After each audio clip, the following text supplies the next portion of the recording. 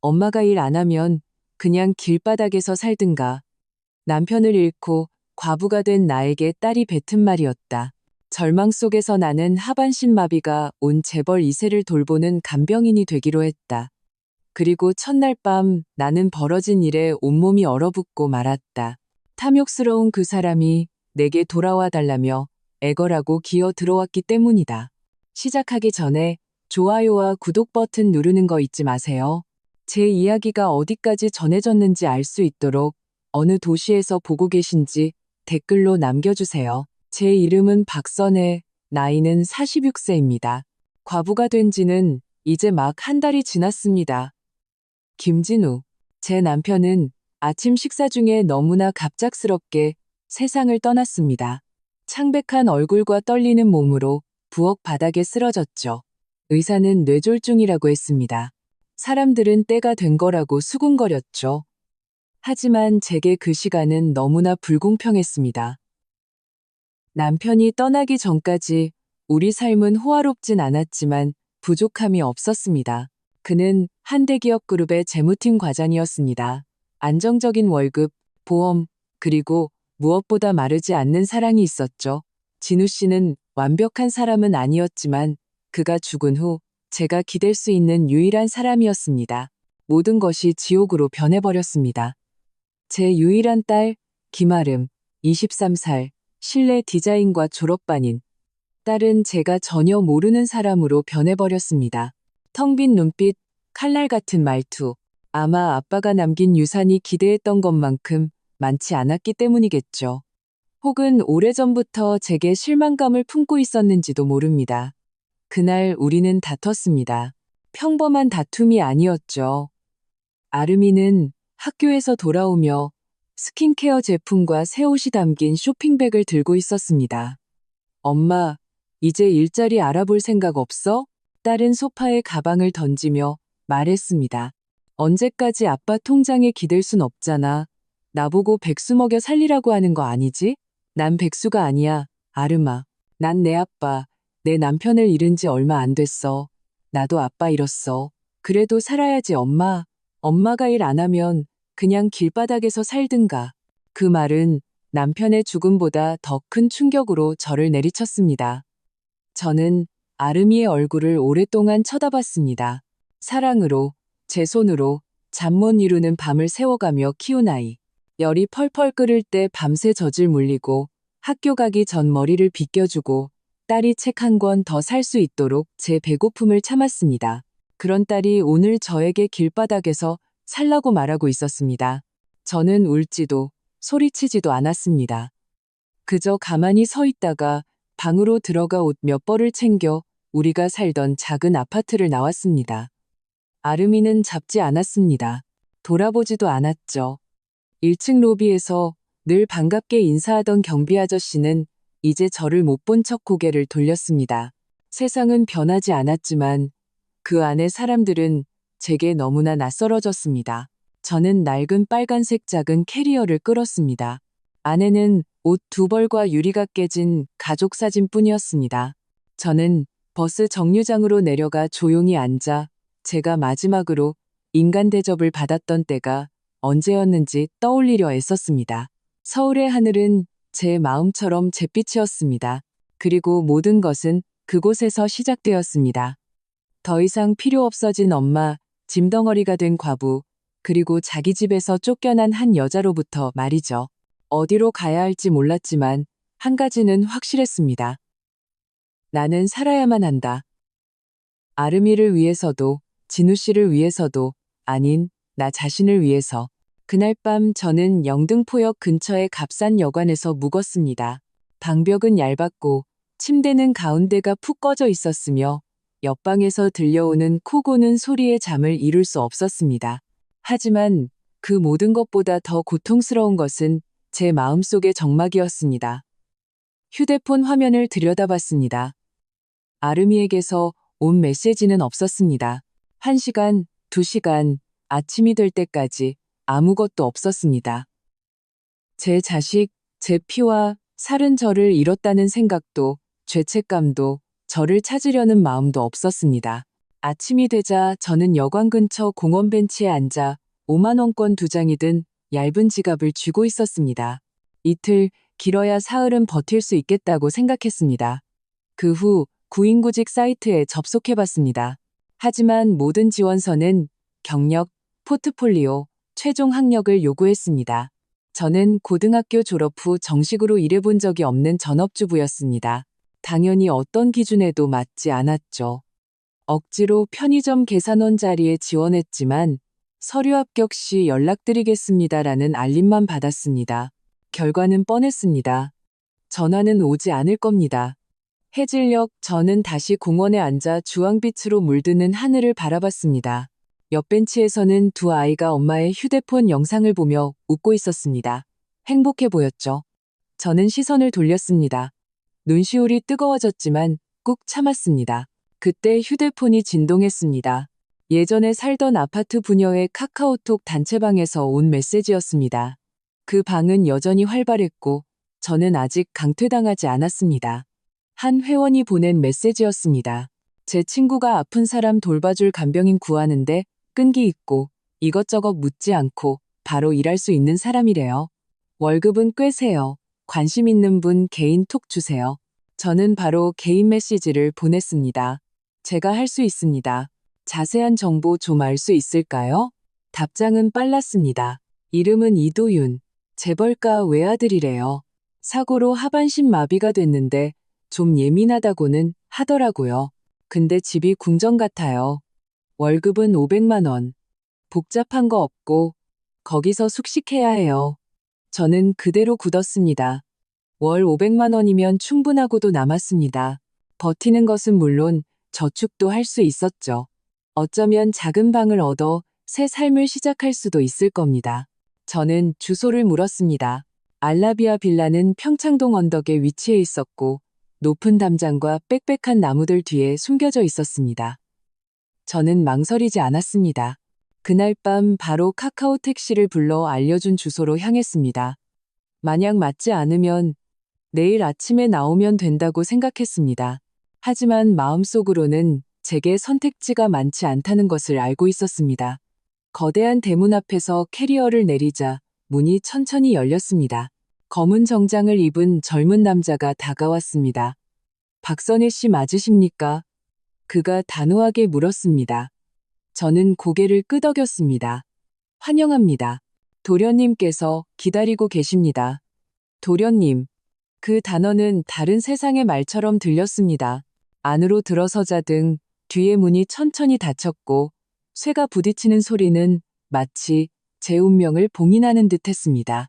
그날 밤이 제가 결코 예측할 수 없었던 깊고 머나먼 모든 일의 시작이라는 것을 저는 미처 알지 못했습니다. 알라비아 빌라는 시간에 삼켜진 궁전처럼 서 있었습니다. 대리석 조각이 새겨진 높은 기둥, 새 한 마리 없는 고요한 정원, 그리고 호텔 연회장보다 더 화려한 샹들리에. 하지만 분위기는 차가웠습니다. 에어컨 때문이 아니라 그 안에 살아있는 것이 아무것도 없는 듯한 냉기였습니다. 자신을 최 실장이라고 소개한 정장 차림의 남자는 저택의 집사 같았고 저를 안으로 안내했습니다.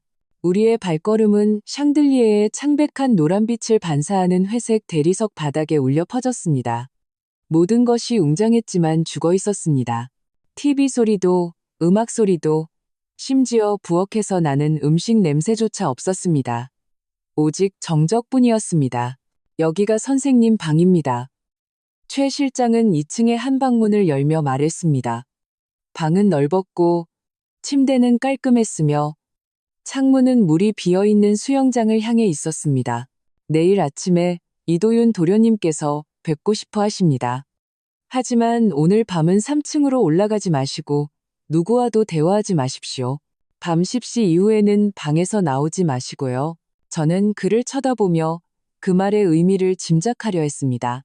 위협일까? 아니면 경고일까? 왜죠? 그는 대답하지 않고 고개를 숙인 뒤 떠났습니다. 샤워를 하고 옷을 갈아입은 후 저는 침대 가장자리에 앉았습니다. 다시 정적이 흘렀습니다. 휴대폰을 열어봤지만 신호가 잡히지 않았습니다. 와이파이도 없었죠. 그때 아름이에게 연락을 시도했습니다. 엄마 괜찮아. 그동안 실망시켰다면 미안해. 그렇게 쓰고 전송 버튼을 눌렀습니다. 숫자 1이 사라지지 않았습니다.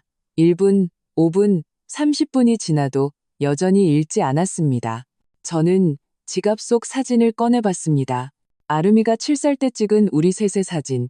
공원에서 아이스크림을 먹고 있었고 진우 씨가 뒤에서 저를 안고 있었습니다. 사진 속 우리는 행복한 가족처럼 보였습니다. 하지만 시간은 무엇이든 찢어놓을 수 있다는 것이 현실이었습니다. 저는 아름이가 왜 그렇게 잔인해졌는지 알 수 없었지만 더 이상 묻는 것도 지쳤습니다. 오늘 밤 나는 낯선 집에서 낯선 사람들과 함께 얼굴도 본 적 없는 누군가를 돌보기 위해 혼자 있다는 사실만이 분명했습니다. 밤 10시 잠자리에 들려던 순간 위층에서 쿵 하는 큰 소리가 들렸습니다. 무언가 떨어지는 소리, 의자 같았습니다. 그리고 이어서 들리는 비명, 마스LED 된 소리였지만 분명했습니다. 날 떠나지 마. 저는 깜짝 놀랐습니다. 젊은 남자의 목소리였습니다. 그 비명에는 공포와 패닉이 담겨 있었습니다. 하지만 이어진 한마디가 제 피를 얼어붙게 만들었습니다. 진우 씨, 제발. 저는 그 자리에 못 박힌 듯 섰습니다. 방 안의 온도가 갑자기 내려갔습니다. 에어컨 때문이 아니라 제 심장이 3초 동안 멎었기 때문입니다. 진우 씨? 내가 잘못 들었나? 저는 천천히 방문으로 다가가 귀를 기울였습니다. 더 이상 아무 소리도 들리지 않았습니다. 소름 끼치는 정적, 마치 환청이었던 것처럼요. 하지만 저는 제가 들은 것을 똑똑히 기억했습니다. 한 번도 만난 적 없는 누군가가 한밤중에 내 죽은 남편의 이름을 불렀습니다. 제 손이 떨렸습니다. 두려움 때문인지 아니면 이 모든 것이 단순히 마비된 사람을 돌보는 일보다 훨씬 복잡하다는 예감 때문인지 알 수 없었습니다. 그리고 왠지 모르게 쫓겨난 이후 처음으로 저는 혼자가 아니라는 느낌을 받았습니다. 누군가 나를 지켜보고 있다는 느낌이 들었습니다. 다음 날 아침 최 실장이 문을 3번 두드렸습니다. 정확히 7시였습니다. 로봇처럼 정확했죠. 박선혜 선생님, 이도윤 도련님께서 만나실 준비가 되었습니다. 저는 머리를 빗고 단정한 블라우스를 입은 뒤 최 실장을 따라 어젯밤 출입이 금지되었던 3층으로 올라가는 나선형 계단을 올랐습니다. 발걸음이 무거웠습니다. 호기심 때문만이 아니라 진우 씨의 이름을 부르던 그 목소리 때문이었습니다. 우리는 검은 조각이 새겨진 두꺼운 나무 문 앞에 도착했습니다. 최 실장은 가볍게 노크한 후 문을 열고 저에게 들어가라는 손짓을 했습니다. 그 방은 개인 서재와 침실을 합쳐놓은 것 같았습니다. 높은 창문은 커튼으로 가려져 있었고 벽은 책장으로 가득했습니다. 그리고 그 중앙에 한 남자가 전동 휠체어에 앉아 우리에게 등을 보이고 있었습니다. 이도윤, 그의 몸은 꼿꼿했지만 차가웠습니다. 하얀 셔츠를 입고 있었고 왼손에는 작은 리모컨을 쥐고 있었습니다. 그의 칠흑 같은 머리카락은 단정하게 빗겨 있었지만 햇빛을 한 번도 본 적 없는 듯 보였습니다. 당신이 박선혜 씨군. 그가 돌아보지도 않고 물었습니다. 네, 도련님. 동정은 필요 없어. 조언도, 쓸데없는 잡담도 싫어해. 당신이 할 일은 3가지야. 날 씻기고, 밥 먹는 걸 돕고, 내 잠을 방해하지 않는 것. 할 수 있겠나? 네, 도련님. 그가 짧고 차갑게 웃었습니다. 도련님이라고 부르지 마. 난 마비 환자지 왕이 아니니까. 알겠습니다. 이도윤 씨. 정적이 흘렀습니다. 그가 휠체어를 돌렸습니다. 그리고 우리의 눈이 마주쳤을 때 저는 말을 잃었습니다. 가까이서 본 그의 얼굴은 조각상 같았습니다. 잘생겼지만 차가웠고 숨을 쉬지 않는 것 같았죠. 하지만 그의 눈, 그 눈 속에는 무언가 갇혀 있었습니다. 마치 불에 댄 적이 있지만 그 불꽃이 결코 꺼지지 않은 사람처럼요.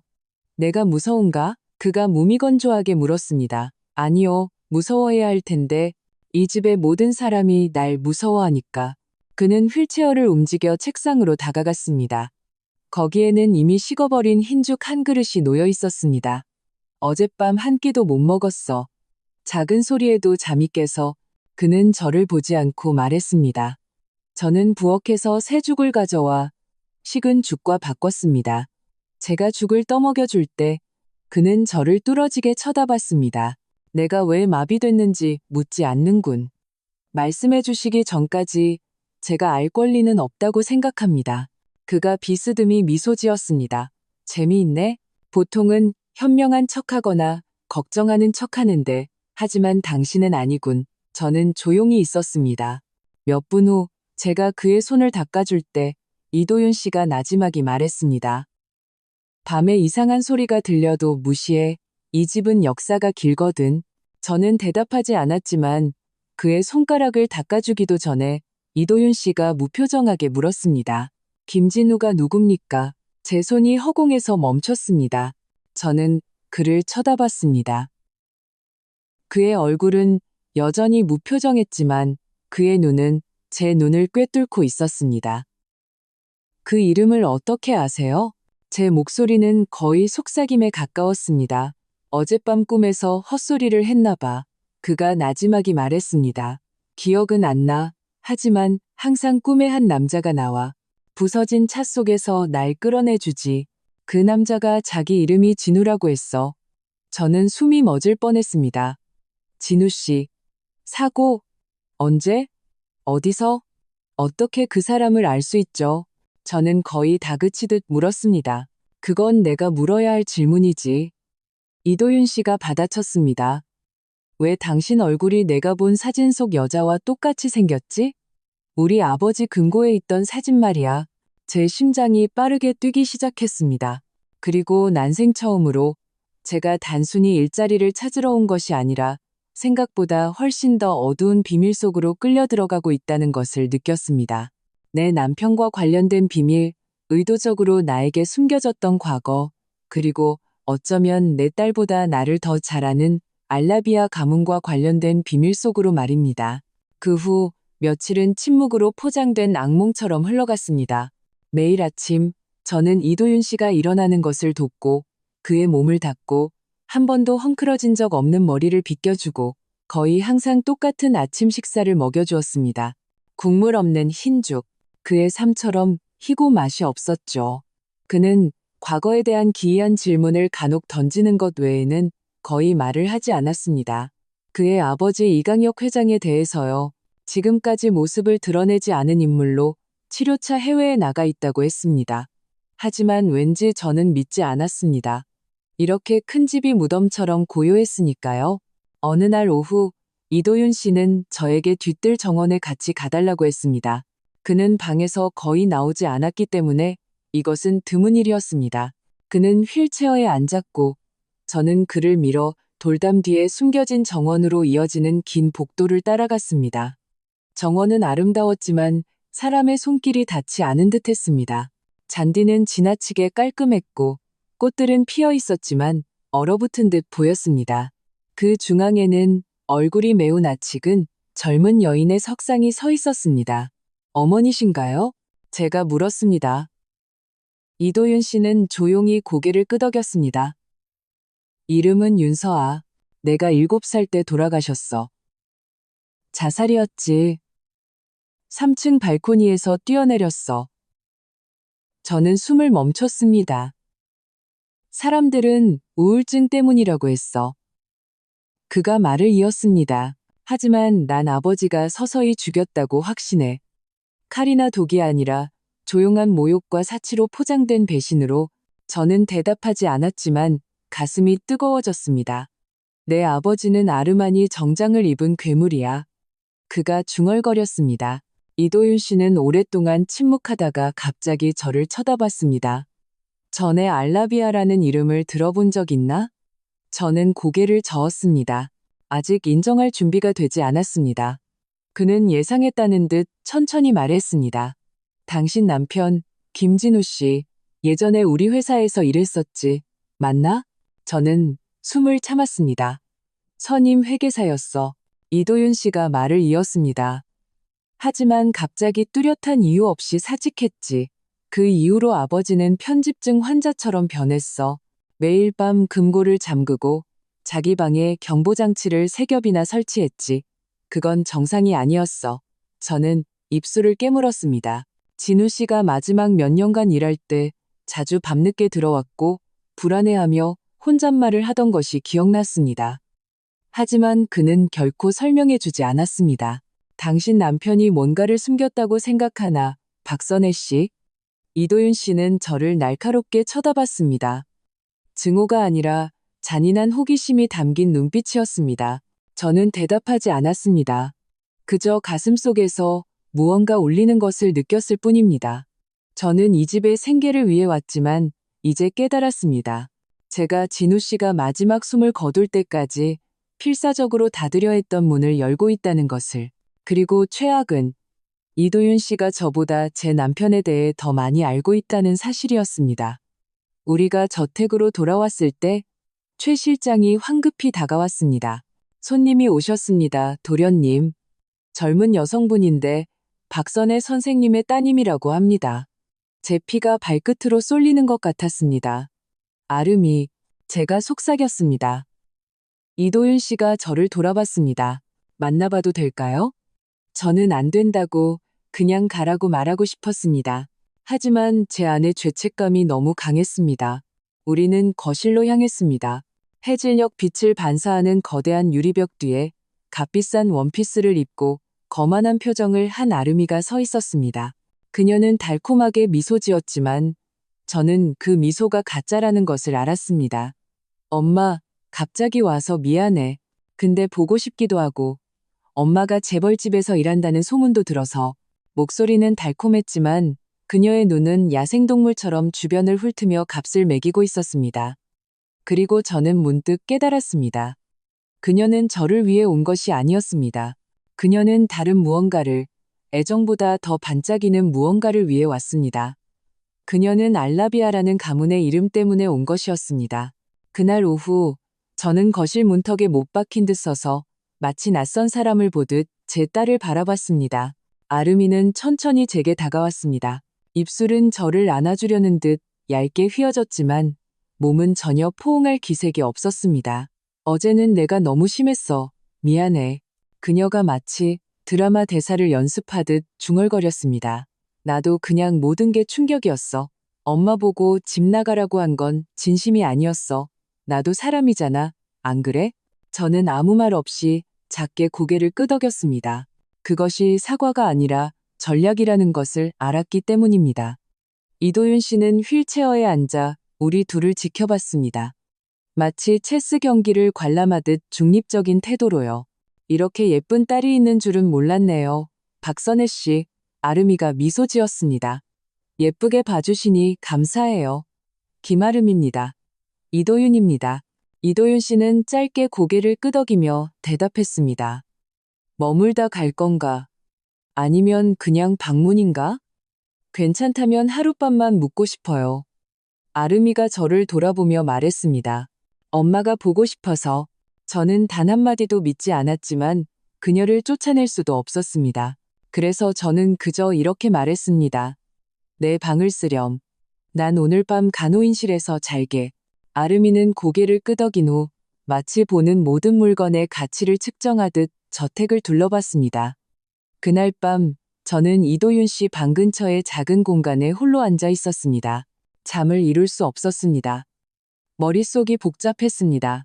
이도윤 씨가 진우 씨의 이름을 부르던 목소리, 아름이의 갑작스러운 등장, 그리고 점점 깊어지는 이 가문의 미스터리.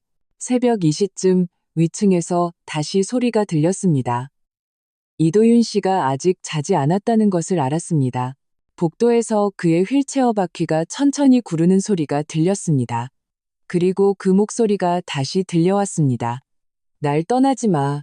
진우 씨, 진우 씨, 제발. 저는 의자에서 벌떡 일어났습니다. 제 발은 명령 없이 계단을 향해 움직였습니다. 저는 조용히 3층으로 올라갔습니다. 이도윤 씨의 방문이 살짝 열려 있었습니다. 저는 엿보았습니다. 이도윤 씨는 휠체어가 아닌 바닥에 주저앉아 있었습니다. 바닥에요. 그의 손은 가슴을 움켜쥐고 있었고 숨을 헐떡였습니다. 마치 길 잃은 아이 같았습니다. 이도윤 씨, 저는 서둘러 들어가 그의 옆에 무릎을 꿇었습니다. 무슨 일이에요? 그가 저를 바라보았습니다. 그의 눈은 눈물로 가득했지만 그것은 두려움의 눈물이 아니었습니다. 트라우마. 기억났어. 그가 속삭였습니다. 내 차가 다리에서 떨어졌을 때가 기억나. 물속에서 누군가 날 끌어냈어. 그리고 내가 정신을 잃기 전에 그가 말했지? 뭐라고 했는데요? 제가 물었습니다. 그가 말했어. 걱정 마, 도윤아. 나도 내 나이 또래 아들이 있었어. 죽는 게 얼마나 무서운지 알아. 그리고 자기 이름을 말했지. 진우라고. 제 피가 멈추는 것 같았습니다. 그건 제 남편이에요. 제가 속삭였습니다. 확실해요? 이도윤 씨는 조용히 고개를 끄덕였습니다. 꿈인 줄 알았는데 아버지 서랍 속 사진과 얼굴이 너무 똑같았어. 반쯤 찢어진 사진 말이야. 저는 이도윤 씨를 휠체어에 다시 앉히는 것을 도왔습니다. 제 손이 떨렸습니다. 그는 거부하지 않았습니다. 우리는 몇 분간 아무 말도 하지 않았습니다. 그러다 이도윤 씨가 중얼거리듯 말했습니다. 당신 남편이 날 구했다면 그도 같은 사고 현장에 있었다는 뜻이야. 하지만 경찰 기록에는 김진우라는 이름이 없어. 저는 재빨리 고개를 돌렸습니다. 무슨 뜻이죠? 이도윤 씨는 저를 똑바로 쳐다봤습니다. 의도적으로 기록에서 삭제되었을 수도 있다는 뜻이지.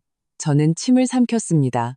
어쩌면 단순한 사고가 아니라 더 큰 무언가에 대한 것일지도 몰라. 그리고 아마 아버지는 뭔가 알고 계셨겠지만 내가 묻기도 전에 사라져버렸지. 그날 밤 제가 작은 방으로 돌아왔을 때 제 캐리어가 열려있는 것을 발견했습니다. 옷가지들은 흐트러져 있었고 지갑 안에 보관했던 가족 사진이 사라져 있었습니다. 제 캐리어 위치를 아는 사람은 단 한 명뿐이었고 그날 밤 소리 없이 제 방을 열 수 있는 사람도 단 한 명이었습니다. 아름이. 저는 이제 알았습니다. 그녀는 사과하러 온 것이 아니었습니다. 그녀는 무언가를 찾으러 온 것이었습니다. 그리고 저는 준비해야 했습니다. 제 딸이 이제 제가 미처 가늠하지 못했던 위험의 일부가 되었으니까요. 다음 날 아침 저는 평소보다 일찍 부엌에 들어갔습니다. 아름이도 이도윤 씨도 과거의 목소리도 없는 곳에서 생각을 정리할 시간이 필요했습니다. 하지만 최 실장이 이미 거기에 있었습니다. 식탁 끝에 앉아 코끝에 걸친 동그란 안경을 쓰고 낡은 신문을 읽고 있었습니다. 좋은 아침입니다. 제가 무미건조하게 인사했습니다. 그는 고개를 들어 끄덕였습니다. 밤새 잠을 못 주무셨군요. 네. 그는 이유를 묻지 않고 신문을 덮으며 말했습니다. 이 댁에 대해 알고 싶으시다면 보실 만한 곳이 한 군데 있습니다. 하지만 제가 알려드렸다고는 아무에게도 말하지 마십시오. 저는 그를 날카롭게 쳐다봤습니다. 왜 지금 이걸 제게 알려주시죠? 저도 모든 것을 설명해주지 못하고 떠난 사람을 잃어본 적이 있기 때문입니다. 그리고 궁금증이라는 것이 병보다 느리지만 더 깊게 사람을 죽일 수 있다는 걸 압니다. 그는 일어서서 중앙 계단 아래에 있는 문으로 걸어갔습니다. 늘 잠겨있던 창고였습니다. 하지만 그날 아침 그는 제게 열쇠를 주었습니다. 안에 오래된 기록들, 편지들, 사진들이 있습니다. 일부는 돌아가신 윤서아 사모님의 것이고 일부는 어디 계신지 모를 이강혁 회장님의 것입니다. 하지만 오래 계시진 마십시오. 이도윤 도련님은 그 방이 열리는 것을 좋아하지 않으십니다. 집이 충분히 조용해진 것을 확인한 후 이도윤 씨는 물리치료사와 치료 중이었고 아름이는 아직 객실에서 자고 있었습니다. 저는 그 방으로 들어갔습니다. 축축한 냄새와 오래된 종이 냄새가 저를 맞았습니다. 천장의 노란 불빛이 깜빡였습니다. 마치 과거를 비추기를 망설이는 것처럼요. 저는 서류, 노트, 낡은 파일로 가득 찬 나무 선반들을 훑었습니다. 아래에서 세 번째 선반에서 그것을 발견했습니다. 표지에 알라비아 홀딩스 2007년 내부 활동이라고 적힌 오래된 사진 앨범이었습니다. 첫 페이지에는 직원들의 사진이 있었고 오른쪽에서 두 번째 줄에 진우 씨, 제 남편의 얼굴이 서 있었습니다. 그는 젊어 보였고 흰 셔츠에 짙은 파란색 넥타이를 메고 이사들과 부장들 사이에서 어색하게 미소 짓고 있었습니다. 하지만 저를 멈추게 한 것은 그것뿐만이 아니었습니다. 사진 오른쪽 하단 구석에 누군가 빨간 잉크로 쓴 글씨가 있었습니다. 진우, 그가 너무 많이 알게 해서는 안 돼. 제 손이 떨렸습니다. 저는 페이지를 넘겼습니다. 7번째 장에는 작은 쪽지가 끼워져 있었습니다. 진우가 집에 기밀문서 사본을 보관하고 있다. 이게 새어나가면 우리 모두 끝장이다. 제 눈이 휘둥그레졌습니다. 문서 사본이라니 무슨 뜻일까? 그리고 마지막 장에는 진우 씨가 제가 한 번도 본 적 없는 사람과 함께 찍은 사진이 있었습니다. 크림색 정장을 입고 눈에 띄는 시계를 찬 키 큰 남자였습니다. 사진 뒷면에는 진우와 강혁, 일시적인 우정이라고 쓰여 있었습니다. 제 가슴이 덜컥 내려앉았습니다. 진우 씨가 이강혁 회장과 친구였다니 왜 제게 한마디도 하지 않았을까요? 왜 숨겼을까요? 저는 그 사진을 꺼내 주머니에 넣고 다시 창고 문을 잠갔습니다. 제가 돌아섰을 때 발소리가 저를 놀라게 했습니다. 아름이가 복도 끝에 서 있었습니다. 머리는 헝클어져 있었고 눈은 충혈되어 있었으며 얼굴에는 의심이 가득했습니다. 엄마, 거기서 뭐 해? 그녀가 날카롭게 물었습니다. 그냥 청소 좀 했어. 아름이는 팔짱을 꼈습니다. 엄마 뭔가 숨기고 있지? 응? 저는 그녀를 똑바로 쳐다봤습니다. 너도 마찬가지잖니. 그녀가 쉿소리를 냈습니다. 난 그냥 편하게 살고 싶은 것뿐이야. 엄마, 착한 척 좀 하지 마. 아빠도 비밀이 있었잖아. 안 그래? 제가 한 걸음 다가섰습니다. 아빠에 대해 뭔가 아니? 아름이가 비스듬히 미소 지었습니다. 아직은. 하지만 곧 알게 될 거야. 그리고 제가 다시 말하기 전에 그녀는 돌아서서 위층으로 빠르게 걸어갔고 저는 한 가지 확신과 함께 남겨졌습니다. 내 딸이 모든 것을, 나를 포함한 모든 것을 파괴할 수 있는 무언가를 사냥하고 있다는 확신이었습니다. 그날 밤 비는 멈추지 않고 내렸습니다. 알라비아 저택의 지붕을 두드리는 빗소리는 점점 희박해지는 시간의 박동소리 같았습니다. 저는 간호사실 근처 작은 발코니에 앉아 하늘에서 눈물처럼 떨어지는 빗방울을 바라봤습니다. 제 손에는 진우 씨와 이강혁 회장의 사진이 여전히 들려 있었습니다. 저는 이 이야기의 어두운 그림자가 된 남자 옆에 서서 희미하게 웃고 있는 남편의 얼굴을 바라봤습니다. 휠체어 바퀴가 천천히 굴러오는 소리가 들렸습니다. 이도윤 씨가 복도 너머에서 나타났습니다. 얇은 재킷을 걸치고 있었고 몸의 일부는 비에 젖어 있었습니다. 그의 눈은 피곤해 보였지만 이번에는 분노가 없었습니다. 오직 공허함뿐이었습니다. 그 방을 바꾼 그가 단도직입적으로 물었습니다. 저는 그를 잠시 바라보다가 고개를 끄덕였습니다. 거짓말할 필요가 없었죠. 잘 됐어. 그가 무미건조하게 말했습니다. 드디어 내가 누군지, 내 아버지가 어떤 사람인지 알게 됐으니 저는 한숨을 쉬었습니다. 아직 모든 걸 아는 건 아니에요. 하지만 진우 씨와 당신 아버지가 나쁜 관계였다는 건 알아요. 아주 나빴지. 이도윤 씨는 휠체어를 돌려 제 옆에 멈췄습니다. 그는 비를 바라보며 나지막이 말했습니다. 어릴 땐 우리 가족이 완벽하다고 생각했어. 아버지는 똑똑하고 부자고 모든 걸 가졌지. 하지만 알고 보니 그는 거짓말 위에 왕국을 세운 외로운 늙은이에 불과했어. 그리고 어머니는 그 모든 걸 감당하지 못하고 돌아가셨지. 저는 조용히 있었습니다. 그의 말은 너무나 익숙하고 제 상처와 너무나 가까웠습니다. 어머니가 자살하기 전날 밤 두 분이 다투는 소리를 들었어. 이도윤 씨가 말을 이었습니다. 어머니는 아버지가 뇌물을 주고 문서를 위조하고 유령 회사를 통해 검은 돈을 숨기는 걸 알고 있었어. 그리고 당신 남편 진우 씨는 어떻게 된 일인지 그 모든 걸 알고 있었지. 그 비밀 통로에 접근 권한을 가졌던 유일한 사람이었으니까. 무슨 뜻이죠? 저는 거의 속삭이듯 물었습니다.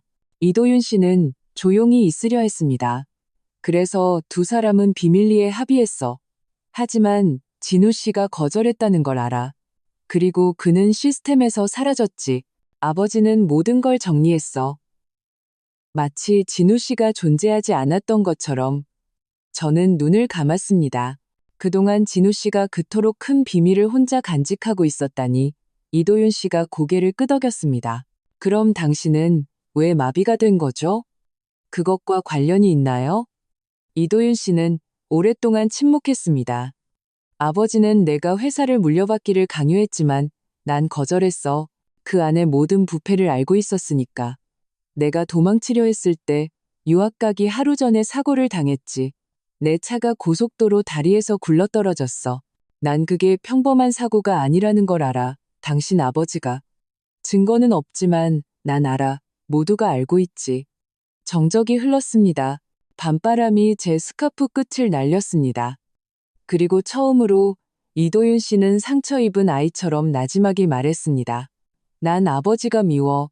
하지만 그보다 더 미운 건 내가 그에게 맞서기엔 너무 겁쟁이였다는 거야. 당신 남편은 나보다 용감했어. 저는 이도윤 씨의 팔을 조용히 잡았습니다. 힘을 주기 위해서가 아니라 우리의 상처가 결국 같은 뿌리를 가지고 있다는 것을 전하기 위해서였습니다. 가장 가까운 사람에게 배신당한 상처. 갑자기 제 휴대폰이 진동했습니다. 모르는 번호로부터 온 메시지였습니다. 아직 그 서류를 가지고 있다면 당신도 위험해. 당신 딸도 포함해서 그들이 지켜보고 있어. 알리라니? 저는 이도윤 씨를 쳐다봤습니다. 알리라는 이니셜을 쓰는 사람이 누군지 아세요? 누구든 될 수 있지. 하지만 우리 세계에서 정체를 숨기기 위해 R 이니셜을 쓰는 사람은 단 한 명뿐이야. 누구요? 이도윤 씨는 저를 날카롭게 쳐다봤습니다. 이강혁, 내 아버지. 저는 몸이 굳었습니다. 그럼 아직 살아있다는 거네요. 이도윤 씨는 조용히 고개를 끄덕였습니다. 아직은, 하지만 그가 당신에게 연락하기 시작했다는 건 당신이 너무 깊이 들어왔다는 뜻이야. 그리고 그날 밤 처음으로 두려움은 상실이나 배신이 아닌 나 자신과 아름이, 심지어 진우 씨의 죽음까지 포함한 이 모든 것이 인간을 자신의 유산이라는 체스판 위에 졸로 여기는 한 남자의 계획의 일부였을지도 모른다는 가능성에서 비롯되었습니다. 그날 밤 이후 이도윤 씨는 변하기 시작했습니다. 그는 방에서 더 자주 나왔고 말을 더 많이 했으며 가장 놀라운 것은 미소를 짓기 시작했다는 것입니다. 비웃음이나 씁쓸한 미소가 아니라 세상을 다시 믿는 법을 배우는 아이에게서 나오는 듯한 어색한 미소였습니다. 그리고 언제부터인가 저는 더 이상 의무감 때문이 아니라 본능적으로 그를 돌보기 시작했습니다. 매일 아침 저는 인내심을 갖고 그에게 아침을 먹여주고 입가를 닦아주고 천천히 머리를 빗겨주었습니다. 그는 더 이상 제가 그의 어깨에 손을 대는 것을 거부하지 않았습니다. 심지어 제가 책을 읽어줄 때 휠체어에서 잠든 적도 몇 번 있었습니다. 누군가 날 인간처럼 대해준 게 얼마만인지 모르겠어. 어느 날 오후 제가 그를 정원으로 데려갔을 때 그가 말했습니다. 모든 사람은 인간으로 대접받을 자격이 있어요. 제가 대답했습니다. 이 집에서는 아니야. 그가 속삭였습니다. 당신이 오기 전까지 이 집은 그냥 벽과 썩은 기억뿐이었어. 저는 그의 눈을 바라봤습니다. 그곳에는 상처가 있었지만 새로운 빛도 있었습니다. 저는 그런 상처가 하룻밤 사이에 낫지 않는다는 것을 알았습니다. 하지만 그런 상처가 애정으로 어루만져지지 않으면 계속해서 벌어질 것이라는 것도 알았습니다. 그러다 마치 자신의 생각을 견딜 수 없다는 듯 이도윤 씨가 말했습니다. 우리 어머니가 당신처럼 좋은 분이었다면 아마 난 어머니를 잃지 않았을 거야. 저는 대답하지 않았습니다. 그저 그의 손을 잡았을 뿐입니다. 그리고 잠시 동안 우리는 마치 서로의 삶의 폐허 속에서 우연히 서로를 발견한 두 이방인 같았습니다. 하지만 그 시간은 길지 않았습니다. 그날 밤 제가 아름이의 방, 즉 예전 제 방으로 들어갔을 때 제 캐리어가 다시 열려있는 것을 발견했습니다. 이번에는 지갑이 완전히 사라져 있었습니다. 진우 씨의 사진과 그 뒤에 숨겨두었던 손편지와 함께요. 진우 씨가 죽기 2주 전에 쓴 편지, 제가 한 번도 읽어보지 못했던 편지였습니다. 패닉에 빠져 저는 이도윤 씨의 방으로 향했습니다. 하지만 아름이가 갑자기 복도에 나타났습니다. 엄마, 뭐 찾아? 그녀가 물었습니다. 비웃음이 다시 나타났습니다. 내 지갑 어디 있니? 아름이는 눈썹을 치켜 올렸습니다. 오, 그냥 궁금해서. 아빠가 쓴 편지던데 안타깝게도 내용은 텅 비었더라. 아빠 인생처럼. 제 손이 주먹을 쥐었습니다. 내 아빠에 대해 그렇게 말하지 마. 왜? 아빠가 천사라서. 아빠도 비밀이 있었잖아, 엄마. 근데 이제 와서 이 부잣집에서 영웅인 척하는 거야? 뭘 얻으려고? 장애인 남자 유산? 아니면 인정? 저는 한 걸음 다가섰습니다. 목소리가 높아졌습니다. 엄만 여기서 살아남기 위해 일하는 거야. 관심 받으려고 하는 게 아니야. 네가 예쁜 얼굴과 교활한 혀로 모든 걸 살 수 있다고 생각한다면 넌 사람 잘못 봤어. 아름이가 저를 날카롭게 쳐다봤습니다. 난 엄마가 생각하는 것보다 더 많이 봐. 그리고 엄마가 계속 날 방해하면 나도 많은 걸 말할 수 있어. 그녀는 저를 지나쳐 걸어갔습니다. 어깨가 제 팔을 세게 부딪혔지만 저는 맞서지 않았습니다. 저는 그 복도에 서 있었습니다. 몸이 떨렸습니다. 두려워서가 아니라 같은 방향에서 다시 찾아온 실망감 때문이었습니다. 내 딸. 한밤중 모두가 잠들었을 때 저는 이도윤 씨의 방으로 몰래 들어갔습니다. 그는 아직 깨어 있었습니다. 의자에 앉아 창밖을 바라보고 있었습니다. 난 엄마로서 실패했어. 제가 나지막이 말했습니다. 그가 돌아봤습니다. 눈빛은 차분했습니다. 당신은 당신 자식이 아닌 사람을 치유하고 있어. 그건 실패가 아니야. 저는 다가갔습니다. 하지만 내 자식은 구하지 못했어요. 아직 구할 수 있어. 그가 말했습니다. 당신이 포기하지 않는 한, 저는 그의 의자 옆바닥에 앉았습니다. 그리고 그 침묵 속에서 저는 깨달았습니다. 어쩌면 아름이를 잃었을지 모르지만 나 자신을 잃어서는 안 된다는 것을. 내가 엄마의 길을 멈춘다면 내가 겪어온 모든 것이 헛수고가 될 테니까요. 그리고 저는 절망으로 만들어진 여자가 아니었습니다. 저는 상처에서 태어나 그 위에서 일어서는 법을 배운 여자였습니다. 그날 아침 이도윤 씨는 저에게 돌아가신 어머니 윤서아 여사의 서재에 같이 가달라고 부탁했습니다. 저택 동쪽 별관에 있는 잠긴 방으로 최 실장조차 가까이 가기를 꺼리는 곳이었습니다. 하지만 이도윤 씨는 열쇠를 가지고 있었습니다. 그는 어머니가 벽에 걸린 낡은 그림 뒤에 비밀 노트를 남겼다고 말했습니다. 아버지는 이 장소를 싫어했어. 우리가 먼지 쌓인 긴 복도를 따라 그의 휠체어를 밀 때 그가 말했습니다. 아마 이 장소가 아버지가 통제할 수 없는 유일한 공간이었기 때문일 거야. 방은 오래된 나무 냄새와 희미해진 향수 냄새로 가득했습니다. 얇은 커튼은 반쯤 열린 창문에서 불어오는 바람에 약하게 흔들렸습니다. 벽에는 바닷가에 서 있는 한 여인의 큰 그림이 걸려 있었고 그 얼굴은 이도윤 씨와 닮아 있었습니다. 그 그림 뒤에는 작은 틈이 숨겨져 있었습니다. 이도윤 씨가 오른쪽 부분을 누르자 딸깍하는 작은 소리가 들렸습니다. 비밀 서랍이 열렸습니다. 안에는 작은 나무 상자와 상아색 노트 한 권이 있었습니다. 저는 조심스럽게 그것을 열었습니다. 글씨는 섬세하고 정갈했습니다. 윤서아 알라비아, 내가 죽거든 이강혁을 믿지 마라. 그는 두 개의 얼굴을 가졌고 세상에는 오직 하나만 보여준다. 김진우는 그에게 감히 맞선 유일한 남자였지만 그 역시 너무 늦게 깨달은 부패의 희생자였다. 제 손이 남편의 이름을 다시 읽으며 떨렸습니다. 이도윤 씨는 페이지들을 넘기다가 마치 문서 사본처럼 보이는 낡은 종이가 끼워진 한 페이지에서 멈췄습니다. 이거야, 그가 나지막이 말했습니다. 내가 찾던 거. 그 페이지에는 해외 지주회사 비공식 자금이체 승인이라는 항목 아래 진우 씨의 서명이 있었습니다. 유령 프로젝트, 이도윤 씨는 길게 숨을 들이쉬었습니다.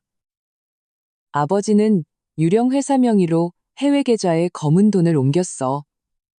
진우 씨가 그 다리 역할을 했지.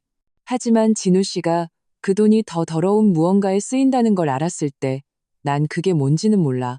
그는 멈췄고 모든 걸 폭로하겠다고 협박했어. 그러고 나서 그의 모든 흔적이 사라졌지. 저는 거의 숨을 쉴 수 없었습니다. 진우 씨는 단순한 희생자가 아니었습니다. 그는 알고 있었고 맞서 싸웠습니다. 이도윤 씨가 고개를 끄덕였습니다. 그리고 그건 당신 남편이 단순한 뇌졸중으로 죽은 게 아닐 수도 있다는 뜻이야. 어쩌면 말을 하기도 전에 입을 막혔을 수도 있어. 제 가슴이 돌덩이에 짓눌리는 것 같았습니다. 진우 씨의 모든 긴 밤과 불안, 그가 결코 말하지 않았던 모든 걱정들이 이제야 이해가 갔습니다. 이도윤 씨는 저를 날카롭게 쳐다봤습니다. 그리고 한 가지 더, 아름이가 어머니 캐리어에서 편지를 훔쳐갔지? 그 편지에는 아름이뿐만 아니라 아버지의 모든 유산을 위험에 빠뜨릴 정보가 담겨 있을 수 있어. 만약 그 편지에 진우 씨가 보관했던 계좌번호나 문서 증거가 담겨 있다면 우린 공경에 처한 거야. 저는 벌떡 일어났습니다. 아름이와 얘기해야겠어요.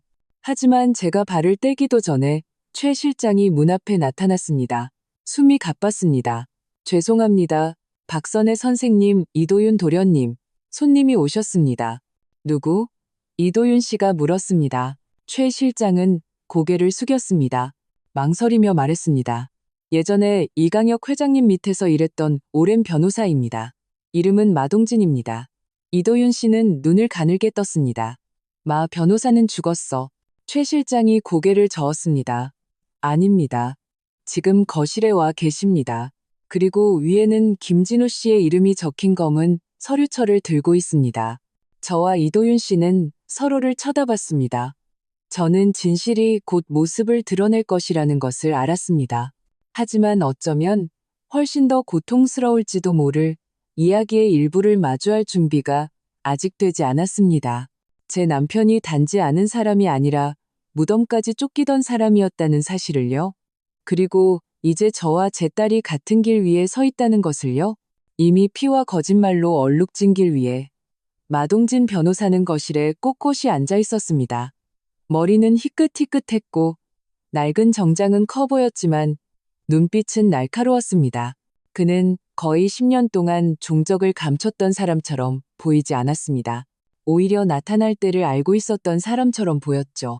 그는 대리석 테이블 위에 검은 서류철을 놓았습니다. 마치 비밀 상자인 것처럼 손으로 누르고 있었습니다. 이건 고 김진우 씨의 것입니다. 그가 말했습니다. 그가 죽기 2주 전 제게 맡기면서 이렇게 부탁했습니다. 제 아내가 알나비아 저택에 발을 들였을 때만 이걸 전해주십시오. 제 피가 요동치고 손에 땀이 났습니다. 이도윤 씨는 맞은편에 조용히 앉아 있었습니다. 얼굴은 가면 같았죠. 저는 마 변호사 옆에 앉았습니다. 그는 상처를 열듯 천천히 서류철을 열었습니다.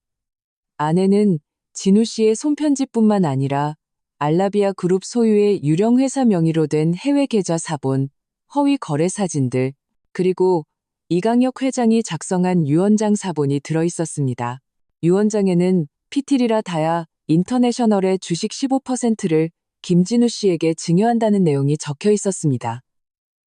이도윤 씨는 빠르게 읽고는 고개를 들었습니다. 분노에 차 있었죠. 이걸 아버지가 썼다고? 그리고 이걸 지웠다고? 마 변호사가 고개를 끄덕였습니다. 제가 그 유언장에 서명하는 것을 지켜봤습니다. 하지만 일주일 후 그는 제게 김진우 씨의 이름을 빼고 다시 쓰라고 지시했습니다. 진우 씨가 자신을 배신했다고 생각했기 때문입니다. 진우 씨가 이 사본을 가지고 있다는 걸 알았을 때 아버지는 어떻게 했나? 이도윤 씨가 물었습니다. 패닉에 빠졌지만 함부로 움직일 수 없었습니다. 진우 씨는 너무 깨끗했으니까요. 그래서 전략을 바꿨습니다. 그를 고립시키고 흔적을 지웠습니다. 저는 아무 말도 할 수 없었습니다. 진우 씨가 혼자 간직했던 모든 것, 제게 결코 나누어 주지 않았던 것들이 그렇게나 크고 한 사람이 감당하기에는 너무나 무거운 것이었습니다. 마 변호사가 저를 돌아봤습니다. 박선혜 여사님, 남편분은 도덕을 지키기 위해 불을 거절했지만 언젠가 거절한 그것이 되돌아올 것이라는 것을 알고 있었습니다. 그래서 이 모든 것을 복수를 위해서가 아니라 당신을 보호하기 위해 맡긴 것입니다. 제 목소리가 떨렸습니다. 왜 이제야 나타나셨나요? 마 변호사가 고개를 숙였습니다. 저도 두려웠기 때문입니다. 이강혁 회장은 단순한 사업가가 아니라 포식자입니다. 그리고 저는 잘못된 파일 한 장을 열었다가 제 자식을 잃었습니다. 하지만 여사님께서 여기에 계시다는 소식을 듣고 더 이상 숨어 있을 수만은 없다고 깨달았습니다. 정적이 방을 감쌌습니다.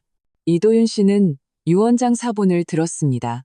이 유원장이 진짜라면 박선혜 여사님은 진우 씨를 통해 법적으로 알라비아 가문 주식의 일부를 받을 권리가 있습니다. 저는 재빨리 고개를 저었습니다. 저는 그들의 돈이 필요 없어요. 그저 제 남편이 왜 그렇게 많은 짐을 혼자 짊어지고 죽어야 했는지 알고 싶을 뿐이에요. 마 변호사가 나지막이 말했습니다. 남편분은 우정을 너무 믿었기 때문입니다. 그는 이강혁 회장에게 아직 마음이 남아있다고 생각했습니다. 이도윤 씨는 의자에서 일어섰습니다. 눈은 붉었고 턱은 굳어 있었습니다. 내가 모든 걸 밝히겠어. 언론을 부를 거야. 이 더러운 유산을 하나하나 까발릴 거야. 그렇게 쉽지 않을 겁니다. 마 변호사가 재빨리 말했습니다. 모두가 그를 쳐다봤습니다. 따님, 아름이 양이 어젯밤 이강혁 회장의 변호사에게 연락했습니다. 어머니 캐리어에 있던 편지를 교환 조건으로 제시했더군요. 내년에 개설될 지사 이사회 자리를 받는 조건으로요. 제 심장이 쿵 하고 떨어졌습니다. 뭐라고요? 마 변호사가 조용히 고개를 끄덕였습니다. 그녀는 속임수로 가득 찬 회의실의 빈자리를 위해 남편의 유산을 팔아 넘긴 겁니다. 저는 힘없이 주저앉았습니다. 아름이. 내 피와 살이 한 줌의 권력을 위해 진우 씨의 마지막 조각을 팔아넘겼습니다. 이도윤 씨는 고개를 돌렸습니다. 목소리는 낮았지만 칼처럼 날카로웠습니다. 그렇다면 그 애도 내 아버지와 똑같군. 저는 일어서려 했지만 무릎이 떨렸습니다. 내 딸이에요. 아마 이해하지 못했을 거예요. 마 변호사가 제 어깨를 가만히 만졌습니다. 젊은이들은 우리가 생각하는 것보다 더 많이 압니다. 때로는 그냥 신경 쓰지 않을 뿐이죠. 저는 눈을 감았습니다. 눈물을 더 이상 참을 수 없었습니다. 아름이는 저를 실망시킨 것뿐만 아니라 진우 씨를 배신했습니다. 그 모든 탐욕에서 벗어나기 위해 기꺼이 죽음을 택한 남자를요. 그리고 이제 진우 씨의 피가 채 마르기도 전에 권력의 식탁 위에서 거래되고 있었습니다. 저는 한 가지를 확실히 알았습니다. 저는 가만히 있지 않을 겁니다. 이번에는 아닙니다.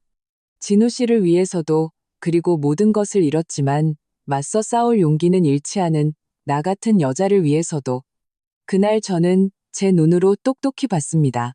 아름이는 저택 뒤 테라스에 앉아 검은 정장을 입은 젊은 남자와 대화하고 있었습니다. 그녀의 태도는 여유로웠고 머리카락을 만지작거리며 작게 웃었습니다. 마치 비즈니스 협상을 하는 커리어 우먼 같았죠. 하지만 그녀 앞에 앉은 남자의 표정은 웃고 있지 않았습니다. 눈은 날카롭고 민첩했으며 마치 상품을 평가하듯 아름이를 위아래로 훑어봤습니다. 저는 유리 커튼 뒤에 서서 마치 제 딸이 자신을 파는 것을 지켜보는 것 같았습니다. 육체적으로가 아니라 더 심하게 가족의 자존심을 팔고 있었습니다. 몇 분 후 아름이가 안으로 들어왔습니다. 얼굴은 만족감으로 빛나고 있었습니다. 아까 누구랑 얘기했니? 그녀가 거실을 지나갈 때 제가 물었습니다. 동료요. 그녀가 재빨리 대답했습니다. 이름은 강민준. 협력 제안에 관심 있는 회사 변호사래요. 누구 이름으로 된 제안인데? 그녀가 천천히 돌아봤습니다. 미소가 소름 끼쳤습니다. 알라비아 가문 이름이죠. 당연히. 그리고 엄마 이름도요. 엄마가 협력에 동의한다면 협력이라니. 저는 분노를 거의 참을 수 없었습니다. 엄마 캐리어에 있던 정보로 자리와 돈을 팔아넘겼구나. 네가 무슨 짓을 하고 있는지 알기나 하니? 우리 미래를 구하고 있는 거예요. 그녀가 무미건조하게 말했습니다. 우리가 똑똑하면 이부의 일부를 차지할 수 있어요. 영원히 가난하게 살 필요는 없다고요. 엄마, 아빠는 돌아가셨고 아무것도 물려주지 않았어요. 낡은 사진과 드라마 같은 편지뿐이었죠. 하지만 알라비아 가문은 엄마에게 괜찮은 삶을, 나에게는 정상의 설 자리를 줄 수 있어요. 내 아버지의 진실성을 희생해서 말이지. 그녀는 거칠게 한숨을 쉬며 가방을 테이블에 내려놓았습니다. 아빠는 너무 이상적이었어요. 결과를 보세요. 젊어서 죽고 돈도 없고 영향력도 없었죠. 난 아빠처럼 되고 싶지 않아요. 난 권력을 갖고 싶어요. 엄마. 사람들이 날 동정해서가 아니라 날 잃을까봐 두려워서 존경하게 만들고 싶어요. 제 눈이 뜨거워졌습니다. 넌 지금 네가 누군지조차 아니? 엄마도 엄마 자신이 누군지 모르잖아요. 안 그래요? 그녀가 날카롭게 받아쳤습니다. 엄마는 이 집에서 구원의 천사가 될 수 있다고 생각하죠. 하지만 엄마는 그저 우연히 부자들의 치부를 알게 된 이류, 간병인에 불과해요. 우리 둘 다 얹혀 사는 신세라고요, 엄마. 하지만 우리가 똑똑하면 우리 신분을 주인으로 바꿀 수 있어요. 이 집에서 당장 나가. 어디에도 안 가요. 그녀가 날카롭게 쳐다보며 대답했습니다. 내가 원하는 걸 얻기 전까지는요. 그녀는 자기 방으로 들어가 문을 쾅 닫았습니다. 저는 조용히 서 있었습니다. 떨렸습니다. 두려워서가 아니라 분노 때문이었습니다. 제가 사랑과 기도로 키운 딸이 이제 그녀의 아버지가 그토록 힘들게 파괴하려 했던 시스템의 파편이 되었기 때문입니다. 그날 밤 이도윤 씨가 저를 서재로 불렀습니다. 그는 서류 더미를 앞에 두고 앉아 있었습니다. 아름이가 강민준 변호사와 직접 협상했다는 소식 들었어. 그가 단도직입적으로 말했습니다. 저는 고개를 숙였습니다. 그의 배경을 확인해봤어. 아버지의 신임받는 변호사야. 아름이가 정말로 강민준에게 진우 씨의 편지에 접근 권한을 줬다면 그들은 반소를 제기할 수 있어. 유산뿐만 아니라 명예훼손에 대해서도. 저는 이도윤 씨를 쳐다봤습니다. 우리가 어떻게 해야 하죠? 이도윤 씨는 저를 깊이 쳐다봤습니다. 맞서 싸워야지. 무슨 뜻이에요? 그들과 같은 무기로 맞서는 거야. 진실로, 협박이나 법적 함정이 아니라 모든 증거를 대중에게 공개하는 거지. 저는 천천히 고개를 저었습니다. 그건 모든 걸 불태울 거예요. 아름이까지도요. 이도윤 씨는 고개를 숙였습니다. 목소리가 낮아졌습니다. 때로는 상처가 골마 터져야 나을 수 있어. 저는 눈을 감았습니다. 눈물이 떨어졌습니다. 그 전쟁이 두려워서가 아니라 아름이가 상처받을 것을 알기 때문이었습니다. 하지만 어쩌면 그게 유일한 길일지도 모릅니다. 그녀는 이미 너무 깊이 들어왔으니까요. 그리고 어쩌면 이제 제가 단지 안아주는 엄마가 아니라 제 딸과 맞서야 할 때일지도 모릅니다. 3일 후 알라비아 저택의 분위기는 달라졌습니다. 공기는 더 무거워졌고 모든 대화는 함정처럼 느껴졌으며 모든 발걸음은 얇은 유리 위를 걷는 것 같았습니다. 아름이는 이제 완전히 변했습니다. 아침 일찍 일어나 깔끔하게 차려입고 전문적인 어조로 통화하며 심지어 개인 사무실로 쓸 방을 요구하기까지 했습니다. 그녀는 하인들에게 명령을 내리기 시작했습니다. 마치 이 집의 정당한 주인인 것처럼요. 그리고 가장 고통스러운 것은 그녀가 저를 더 이상 엄마가 아닌 박선혜 씨라고 불렀다는 것입니다. 그날 저는 식당에 들어갔다가 아름이가 강민준 변호사와 여유롭게 앉아있는 것을 봤습니다. 그녀 앞에는 주식 데이터와 알라비아 그룹의 지주구조가 투사된 노트북이 열려 있었습니다. 보세요. 당신 아버지의 편지 증거로 우선 작은 소송을 제기할 수 있습니다. 강민준이 말했습니다. 그 후에 압박을 높이고 협력 의사를 보인 다음 천천히 장악하는 겁니다. 아름이는 고개를 끄덕였습니다. 눈이 반짝였습니다. 저는 단순한 주식이 아니라 이사 자리를 원해요. 그리고 김이라는 성은 쓰고 싶지 않아요. 너무 무겁고 드라마가 너무 많아요. 아버지의 중간 이름인 아름을 쓸 거예요. 김아름이 아니라 최아름으로요. 저는 숨을 참았습니다. 그녀는 심지어 아버지의 성이라는 유산마저 자신의 삶에서 잘라내려 하고 있었습니다. 강민준이 저를 돌아봤습니다. 아, 우리 간병인께서 오셨군. 이도윤 도련님께 드릴 차는 있나? 그의 비꼬는 말투가 저를 찔렀습니다. 아름이가 킥킥거렸습니다. 저는 대답하지 않았습니다. 그저 아름이를 똑바로 쳐다봤습니다. 네가 어디서 왔는지 잊었구나. 아름이는 노트북을 닫았습니다. 잊지 않았어요, 엄마. 오히려 내가 얼마나 작고 가난하고 무시당했는지 똑똑히 기억하기 때문에 변하고 싶은 거예요. 내 아버지가 지켜온 모든 것을 파괴하면서까지 아버지는 도덕을 위해 싸웠죠. 저는 권력을 위해 싸워요. 우리는 길이 달라요. 엄마, 저는 다가갔습니다. 권력이 널 상실감으로부터 지켜줄 거라고 생각하니? 그녀는 잠시 침묵했습니다. 적어도 자존심은 잃지 않겠죠. 저는 거의 웃을 뻔했습니다. 자존심? 넌 자리와 지위를 위해 아버지의 이름을 저당 잡혔어. 그건 자존심이 아니라 판매 가격이야. 강민준이 일어섰습니다. 이 대화는 건설적이지 않은 것 같군요. 아름씨, 차에서 기다리겠습니다. 공증인에게 가야 합니다. 강민준이 떠난 후 아름이는 저를 날카롭게 쳐다봤습니다. 엄마는 내가 성공할까봐 두렵군요. 저는 천천히 고개를 저었습니다. 나는 네가 성공하지만 텅 비고 부자지만 외로워질까봐 두려워. 거울 속 내 자신의 그림자를 더 이상 알아보지 못할까봐 두려워. 그녀는 비웃었습니다. 그 거울은 오래전에 깨졌어요, 엄마. 그리고 그녀는 마치 전쟁의 승자처럼 자신감 넘치는 걸음으로 떠났습니다.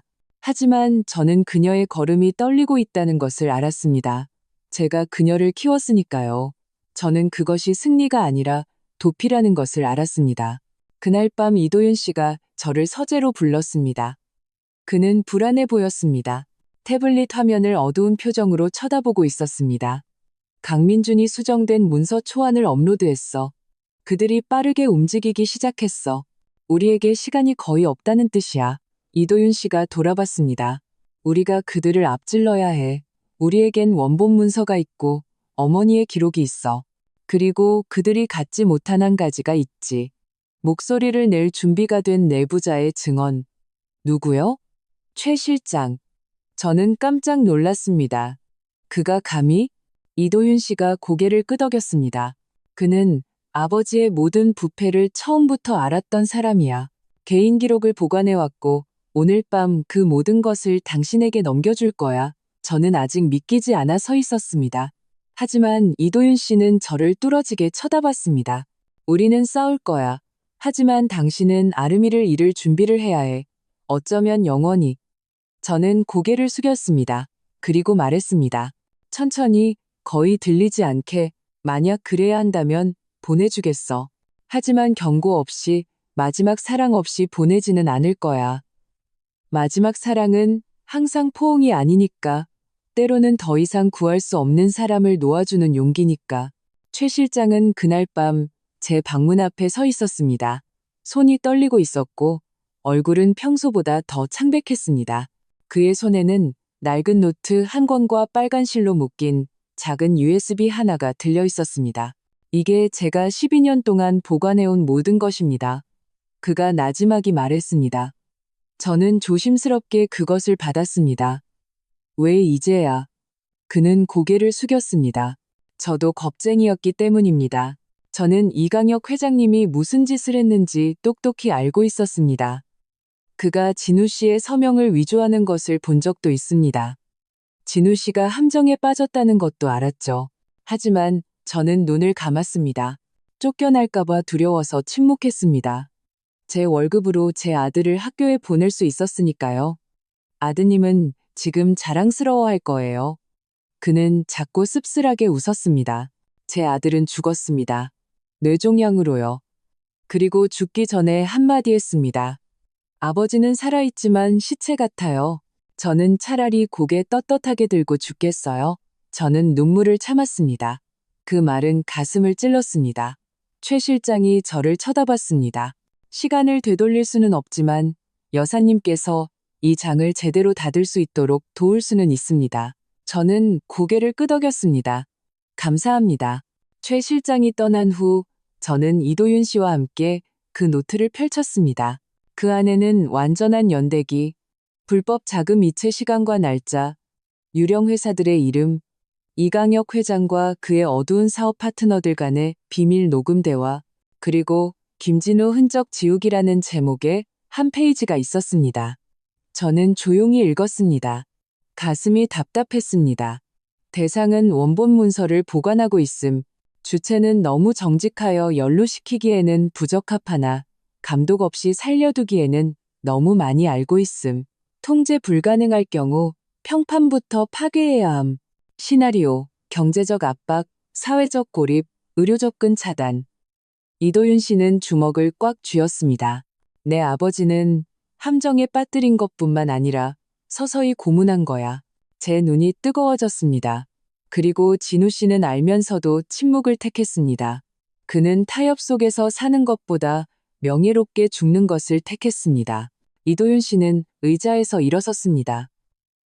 이제 끝낼 시간이야. 다음 날, 이도윤 씨는 아르미를 포함한 저택의 모든 직원을 중앙홀에 모았습니다. 아르미는 아이보리색 블레이저를 입고 방 한쪽 구석에 서 있었습니다. 얼굴은 자신감에 차 있었습니다. 그녀는 무슨 일이 닥칠지 몰랐습니다. 이도윤 씨는 휠체어에 앉아 있었지만 이번에는 일어섰습니다. 네, 그가 일어섰습니다. 방 전체가 조용해졌습니다. 아르미는 얼어붙었습니다. 너 일어설 수 있었어? 이도윤 씨는 그녀를 무미건조하게 쳐다봤습니다. 지난 한 달 동안 난 그저 누가 먼저 내 등을 찌를지 기다리고 있었을 뿐이야. 네가 승자로군. 아르미는 입을 열어 무언가 말하려 했지만 이도윤 씨가 손을 들어 그녀를 막았습니다. 해명은 필요 없어. 오늘 모든 걸 공개한다. 그가 신호를 보내자 중앙홀에 대형 스크린이 켜졌습니다. 그곳에는 불법 문서, 이강혁과 강민준의 대화, 그리고 진우 씨의 이름이 적힌 원본 유언장 등 데이터가 투사되었습니다. 그리고 최 실장의 영상이 재생되었습니다. 그는 떨리지만 단호한 목소리로 자신의 기록을 읽어내려갔습니다. 아르미는 침묵했습니다. 숨을 곳이 없었습니다. 얼굴에서 핏기가 서서히 가셨습니다. 손가락이 떨렸습니다. 발이 한 걸음 뒤로 물러섰습니다. 그만해. 그녀가 마침내 목소리를 냈습니다. 난 그냥 더 나은 삶을 살고 싶었을 뿐이야. 이 모든 게 이렇게 될 줄은 몰랐어. 내 아버지는 이 모든 것에서 벗어나기 위해 죽었어. 제가 더 이상 참을 수 없는 목소리로 말을 끊었습니다. 그리고 넌 그걸 사회적 지위를 위해 팔아넘겼지. 넌 심지어 치욕이 튀지 않도록 내 성까지 지우려 했어. 김진우라는 이름을. 아르미는 가방을 바닥에 내동댕이 쳤습니다. 내가 성공하고 싶은 게 뭐가 잘못이야? 엄마처럼 비참하게 살고 싶지 않은 게 뭐가 잘못이냐고. 저는 다가가 그녀를 똑바로 쳐다봤습니다. 내 잘못은 성공하고 싶어서가 아니야. 사람의 가치가 얼마나 깊이 훔칠 수 있느냐에 따라 결정된다고 생각했기 때문이지, 얼마나 굳건히 설 수 있느냐가 아니라. 그녀의 눈에서 눈물이 떨어지기 시작했지만 너무 늦었습니다. 이도윤 씨는 실망 가득한 눈으로 그녀를 쳐다봤습니다. 내 모든 인맥, 강민준과의 모든 거래는 우리가 동결시켰어. 그리고 한 가지 더. 이강혁 회장은 네가 실패했다는 걸 알아. 그는 널 보호하지 않을 거야. 아르미는 침묵했습니다. 천천히 무릎에 힘이 풀렸습니다. 그녀는 길 잃은 아이처럼 바닥에 주저앉았습니다. 울음소리가 터져나왔지만 저는 그녀를 안아주지 않았습니다. 그저 조용히 서 있었습니다. 어쩌면 처음으로 아르미는 자신이 내린 결정의 공허함을 진정으로 느끼고 있었을지도 모릅니다. 그리고 그날 인과응보의 막이 올랐지만 아직 끝나지는 않았습니다. 진실은 밝혀졌지만 정의는 아직 실현되어야 했습니다. 그리고 저는 맹세했습니다. 진우를 위해, 나를 위해, 그리고 심지어 아르미를 위해서라도 이 일을 끝내겠다고. 그날 밤 모두가 각자의 방으로 돌아간 후 스크린이 꺼지고 진실이 무자비하게 공표된 후 저는 제 방의 작은 책상에 홀로 앉아 있었습니다. 저는 진우 씨가 남긴 마지막 편지를 꺼냈습니다. 최 실장이 숨겨진 금고에서 발견한 그의 손글씨 사본이었습니다. 종이는 누렇게 변했고 접힌 부분은 약했지만 잉크는 여전히 선명했습니다. 내 아내 선혜에게 이 편지가 당신에게 닿았다면 내가 이 마지막 비밀을 지키는데 실패했다는 뜻이겠지. 하지만 한 가지는 알아. 당신은 늘 그랬듯이 버텨낼 거야. 많은 것을 숨겨서 미안해. 내가 겪었던 두려움 속에서 당신이 살게 하고 싶지 않았어. 이강혁 회장의 조직에서 벗어나려 했지만 그들은 너무 깊고 너무 거대했어. 세상을 구할 수는 없었지만 당신과 아름이는 구할 수 있었어. 훗날 아름이가 자라서 아빠는 왜 조용히 떠났어요? 라고 묻거든 이렇게 대답해줘. 사랑은 때로 관객 없이 희생해야 하는 것이라고? 용서해줘. 그리고 만약 당신이 아직 힘이 남아있다면 그가 양심의 소유가 된 것을 빼앗지 못하게 해줘. 진우전은 울었습니다. 무너지는 울음이 아니라 제가 아는 가장 외로운 울음이었습니다. 미처 표현되지 못한 짐을 마침내 이해한 사람의 울음. 진우 씨가 희생자로 죽은 것이 아니라 수호자로 죽었다는 것을 알았기 때문입니다. 저는 그 편지를 다시 접어 가슴에 대고 눈을 감았습니다. 어둠 속에서 그의 얼굴을 상상할 수 있었습니다. 아름이가 잠들었을 때 항상 머리를 빗겨주던, 내가 새 옷에 가격표를 떼는 것을 잊었을 때 작게 웃던 부드러운 진우 씨, 칭송받기를 원치 않고 그저 조용히 사랑받고 싶어 했던 진우 씨, 그리고 저는 마음속으로 속삭였습니다. 내가 당신의 유산을 지킬게. 돈이 아니라 가치, 정직, 존엄성을. 다음 날 아름이는 방에서 나오지 않았습니다. 저는 그녀의 방문 앞에 서 있었습니다. 노크하지 않고 그저 서 있었습니다. 안에서 그녀의 흐느낌이 들렸습니다. 자신의 슬픔을 부끄러워하는 사람처럼 낮고 억눌린 흐느낌이었습니다. 들어가고 싶었지만 그녀가 다시 세워지기 전에 먼저 무너져야 한다는 것을 알았습니다. 이도윤 씨가 복도에서 제게 다가왔습니다. 내일 기자회견을 열 거야. 모든 걸 공개할 거야. 당신이 내 옆에 서주었으면 해. 저는 그를 쳐다봤습니다. 저는 아무것도 아니에요. 이도윤 씨, 당신은 아버지가 옆에 세웠던 그 누구보다 더 대단한 사람이야. 당신은 돈 때문이 아니라 용기 때문에 서 있잖아. 그건 직이나 혈연보다 더 중요해. 저는 조용히 고개를 끄덕였습니다. 하지만 그날 밤 폭풍이 몰아쳤습니다. 10일시경 저택의 전기가 갑자기 나갔습니다. 보안경보가 2번 울리고는 꺼졌습니다. 저와 이도윤 씨는 동시에 방에서 나왔습니다. 아름이도 창백한 얼굴로 방에서 나왔습니다. 최 실장이 아래 복도에서 급히 달려왔습니다. 누군가 지하를 통해 들어오려 합니다. 시스템이 완전히 다운됐습니다. 이 집의 주된 소유자만이 시스템을 끌 수 있습니다. 저는 이도윤 씨를 쳐다봤습니다. 그가 고개를 저었습니다. 얼굴이 굳어졌습니다. 내가 아니야. 우리 셋은 서로를 쳐다봤습니다. 그러다 이도윤 씨가 제 등골을 오싹하게 만드는 한마디를 했습니다. 이강혁. 우리는 중앙홀로 달려갔습니다. 그곳 높은 창문에서 들어오는 달빛만이 비추는 어둠 속에서 한 남자가 꼿꼿이 서 있었습니다. 머리는 희끗했지만 몸은 여전히 건장했고 눈은 몇 년 전 사진에서 본 것과 똑같았습니다. 이강혁 회장이었습니다. 그는 미소 지었지만 그 미소는 환영이 아니었습니다. 경고였습니다. 오랜만이군, 박선혜 씨, 그가 차분하게 말했습니다. 마지막으로 봤을 때보다 더 강해 보이는군. 안타깝게도 한 가지 잊은 게 있어. 그게 뭐죠? 제가 물었습니다. 목소리가 거의 떨렸습니다. 그가 저를 날카롭게 쳐다봤습니다. 이 세상은 정직한 자의 편이 아니야. 이 세상은 진실을 살 수 있는 자의 것이지. 이도윤 씨가 한 걸음 나아갔습니다. 아버지도 한 가지 잊으셨군요. 뭐? 우리는 아버지가 세운 세상이 필요 없어요. 우리는 두려움이 아닌 진실 위에 우리만의 세상을 세울 겁니다. 이강혁 회장은 작게 웃더니 그의 눈은 저에게로 향했습니다. 진우의 유산을 구하고 싶나? 그가 나지막이 말했습니다. 하지만 넌 잊었어. 난 아직 너희와 끝내지 않았다는 걸. 그리고 그날 밤, 저는 이것이 끝이 아니라는 것을 깨달았습니다. 전쟁은 이제 막 시작되었고, 저는 마지막 피 한 방울까지 싸울 것이었습니다. 모든 것이 순식간에 일어났습니다. 이강혁 회장은 마치 옥자에서 막 내려온 늙은 신처럼 어두운 방 한가운데에 차분히 서 있었습니다. 시간의 영향을 받지 않고 진실에 흔들리지 않는 모습이었습니다. 경찰에 신고해요. 제가 최 실장에게 속삭였습니다. 하지만 그가 움직이기도 전에 강민준 변호사가 왼쪽 복도에서 검은 정장을 입은 두 남자와 함께 나타났습니다. 그들은 검은 서류 가방과 빨간 불이 켜진 작은 리모컨 같은 의심스러운 물건을 들고 있었습니다.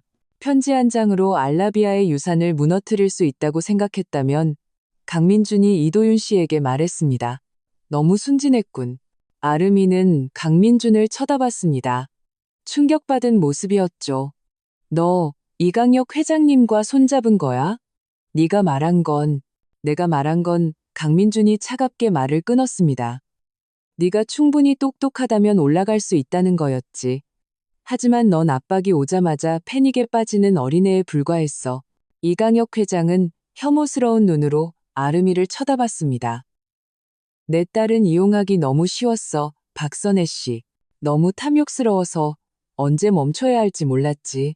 예전 내 엄마처럼 저는 한 걸음 나아가 두려움 없이 그를 쳐다봤습니다. 우리를 똑같이 보지 마세요. 진우 씨는 당신을 믿었고 당신은 그의 믿음을 독과 함정으로 갚았죠. 이강혁 회장은 짧게 웃었습니다. 그가 약했기 때문이지. 이도윤 씨는 지팡이를 떨리는 손으로 잡으며 쉿소리를 냈습니다. 그리고 아버지는 한 가지 잊으셨군요. 세상은 변했어요. 언론을 영원히 살 수는 없어요. 우리는 이미 일부 데이터를 공용 서버를 통해 퍼뜨렸어요. 만약 제가 오늘 밤 죽는다면 모든 사람이 알게 될 겁니다. 강민준이 다가와 손에 든 기계를 들어 올렸습니다. 너희는 이 집이 너희 것이라고 생각하나? 이 저택은 이강혁 회장님 소유야. 그리고 만약 그 비밀과 함께 묻혀야 한다면 우린 준비됐어. 아름이가 비명을 질렀습니다. 미쳤어. 그리고 뒤쪽 부엌에서 작은 폭발이 일어났습니다. 불길은 빠르게 번졌고 커튼이 불타고 연기가 피어올랐습니다. 아름이는 기침하며 제게 달려왔습니다. 눈은 패닉에 빠져 있었습니다. 엄마, 엄마, 나가야 해. 저는 그녀의 손을 잡아 끌었습니다. 하지만 이도윤 씨는 뒤에 남아 아버지를 쳐다보고 있었습니다. 그들의 눈은 마치 마침내 서로를 벌거벗은 채 마주한 두 세대처럼 고정되어 있었습니다. 가야 해, 이도윤 씨, 제가 소리쳤습니다. 하지만 이강혁 회장은 아들에게 나지막이 말했습니다. 오늘 밤 내가 떠나면 넌 더 이상 알라비아가 아니다. 이도윤 씨는 작게 미소 지었습니다. 바로 그거예요. 그리고 난생 처음으로 저는 보았습니다. 이도윤 씨가 지팡이를 놓고 느리지만 단호하게 걸어가는 것을. 그의 다리는 아직 완전히 강하지 않았지만 아버지의 어두운 유산에서 멀어지기에는 충분했습니다. 우리는 옆복도를 통해 밖으로 달려나갔습니다. 아름이는 제가 이도윤 씨를 부축하는 것을 도왔습니다. 불길이 천장을 핥기 시작했습니다. 최 실장은 이미 밖에서 소방서와 경찰에 연락하며 기다리고 있었습니다. 몇 분 후 저택은 불지옥이 되었습니다. 우리는 마당에 서 있었습니다. 옷은 먼지투성이었고 몸은 떨렸습니다. 멀리서 사이렌 소리가 들려왔습니다. 그리고 제가 예상치 못한 일이 일어났습니다. 그동안 저에게 끝없는 상처를 주었던 내 딸이 땅에 주저앉아 미친 듯이 울기 시작했습니다. 몸이 떨렸습니다. 엄마, 내가 바보였어. 내가 나빴어. 난 배신자야. 저는 천천히 다가갔습니다. 대답하지도 만지지도 않았습니다. 하지만 아름이는 제게 기어와 제 무릎을 잡았습니다. 엄마가 날 용서하지 않아도 이해해. 하지만 제발 날 버리지 마. 제 눈물이 그대로 흘러내렸습니다. 말을 할 수도 안아줄 수도 없었지만 미워할 수도 없었습니다. 역사와 거짓말, 그리고 복수를 불태우는 불길 속에서 폐허 속에서 작은 진실 하나가 나타났습니다. 내 딸이 마침내 돌아왔습니다. 영광 속에서가 아니라 정직한 파멸 속에서. 그리고 그날 밤 저는 상처투성이지만 진짜인 그녀를 천천히 안아주었습니다. 그날 밤은 모든 것의 끝이 아니었습니다. 그날 밤은 치유의 시작이었습니다. 그리고 저는 내일 지불해야 할 대가가 있을 것이라는 것을 알았습니다. 하지만 처음으로 저는 무엇이든 지불하는 것이 두렵지 않았습니다. 마침내 제 옆에 누가 서 있는지, 그리고 누가 자신의 탐욕과 함께 불타버렸는지 알았기 때문입니다. 다음 날 아침 알라비아 저택은 숯덩이만 남았습니다. 불탄 기둥의 잔해, 녹슨 창틀, 그리고 과거의 먼지처럼 날리는 잿더미뿐이었습니다.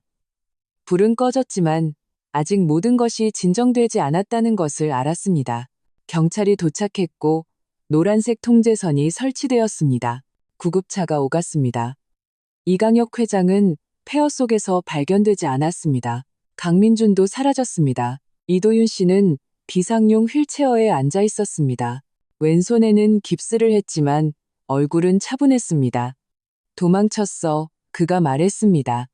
내가 다가갔을 때 다시 돌아올 거야. 제가 대답했습니다. 상관없어. 그가 말했습니다. 하지만 이번에는 더 이상 성벽이 없어. 그 저택은 단순한 집이 아니라 그의 소굴이었으니까. 이제 그는 집 없는 신세야. 저는 그의 옆에 앉았습니다. 이도윤 씨, 제가 나지막이 말했습니다. 아직 이해가 안 가는 게 하나 있어요. 그가 돌아봤습니다. 예전에 진우 씨가 그 사고 때 당신을 구했다고 하셨죠? 하지만 경찰은 구조보고서에 진우 씨 이름이 없다고 했어요. 증인도 흔적도 없었죠. 이도윤 씨는 조용히 고개를 끄덕였습니다. 내가 숨겼으니까. 병원에서 깨어났을 때 바로 알았어. 아버지가 누가 날 구했는지 알게 되면 그 사람을 세상 끝까지 쫓을 거라는 걸. 그래서 거짓말했어. 누가 내 목숨을 구했는지 기억나지 않는다고 말했지. 저는 그를 쳐다봤습니다. 심장이 두근거렸습니다. 그가 정신을 잃기 전에 속삭인 이름으로 진우 씨라는 걸 알았어. 그리고 그때 깨달았지. 그 비밀을 지켜야 한다고. 저는 숨을 참았습니다. 그럼 당신은 진우 씨가 누군지 알고 있었군요. 제가 이 집에 오기 전부터요? 그가 저를 쳐다봤습니다. 응. 그럼 왜 바로 제게 말하지 않았어요? 왜 모든 게 망가질 때까지 침묵했죠? 그는 깊은 한숨을 쉬었습니다. 내가 겁쟁이였으니까. 나도 통제하거나 통제당하라고 가르치는 시스템의 아들이었으니까.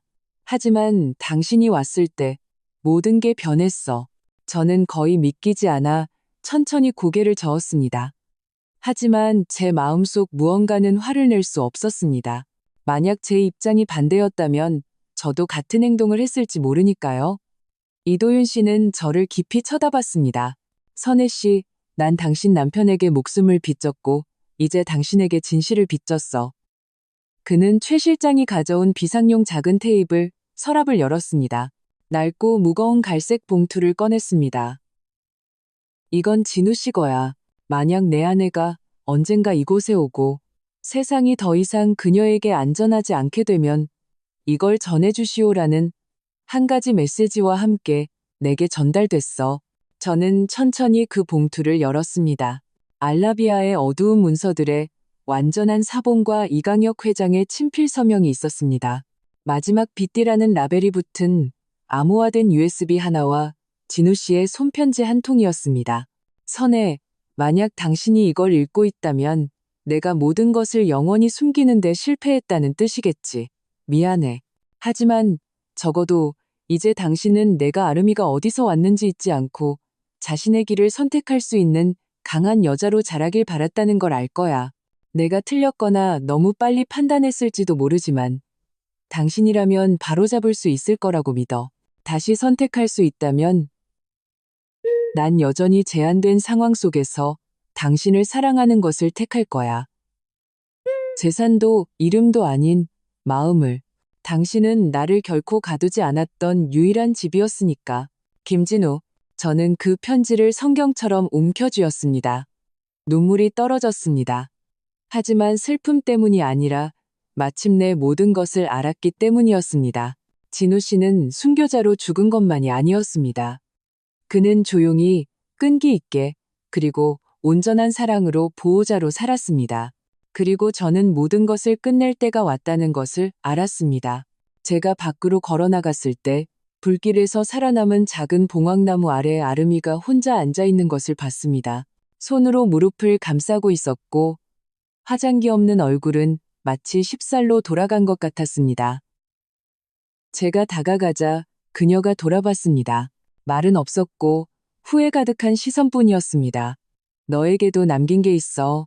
제가 말하며 진우 씨의 편지사본을 건넸습니다. 아름이는 천천히 읽었습니다. 입술이 떨렸습니다. 난 그의 딸로서 실패했어, 엄마.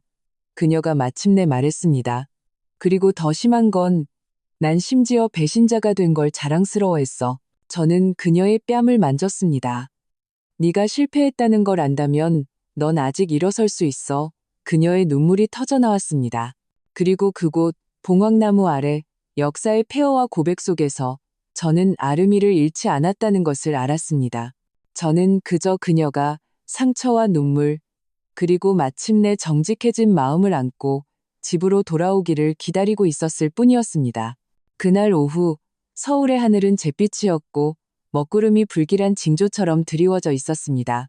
저와 아름이는 진우 씨의 편지사본과 우리가 간신히 구해낸 원본 서류들을 제출한 변호사 사무실에서 막 돌아오는 길이었습니다. 우리는 빌린 차에 나란히 앉아 침묵했습니다. 음악도 대화도 없었지만 오랫동안 단절되었던 우리 삶에서 처음으로 정적이 평화롭게 느껴졌습니다. 아름이의 휴대폰이 울리기 전까지는요. 그녀는 귀찮다는 듯 전화를 받았지만 수화기 너머의 목소리는 그녀를 똑바로 앉게 만들었습니다. 얼굴이 창백해졌습니다. 투자금이 동결됐다는 게 무슨 말이에요? 제가 재빨리 돌아봤습니다. 그녀는 차창을 만지며 섰습니다. 숨이 가빴습니다. 강민준 씨가 뭐라고요? 모든 해외 계좌가 막혔다고요? 목소리가 높아졌습니다. 손에 든 휴대폰이 거의 떨어질 뻔했습니다. 무슨 뜻이에요? 제가 더 이상 법적 지위가 없다고요? 그건 제 돈이에요. 제가 힘들게 번 돈이라고요. 그녀는 전화를 끊고 힘없이 주저앉았습니다. 저는 기다렸습니다. 그녀는 눈을 감고 나지막이 말했습니다. 나 파산했어. 제 가슴이 쿵하고 내려앉았습니다. 무슨 뜻이야? 강민준이 날 속였어. 내가 유령 회사 이름으로 투자한 자금은 그냥 위장이었어. 저택이 불탄 후에 그는 모든 자금을 빼냈고 그와 내가 협력했다는 모든 증거는 오히려 날 함정에 빠뜨리는 데 쓰였어. 내가 입을 열면 역으로 고소당할 수도 있대. 저는 깊은 한숨을 쉬었습니다. 얼마나 손해봤니? 전부요, 엄마. 저축, 아빠가 남긴 얼마 안 되는 유산. 심지어 내가 모아둔 졸업 장학금까지.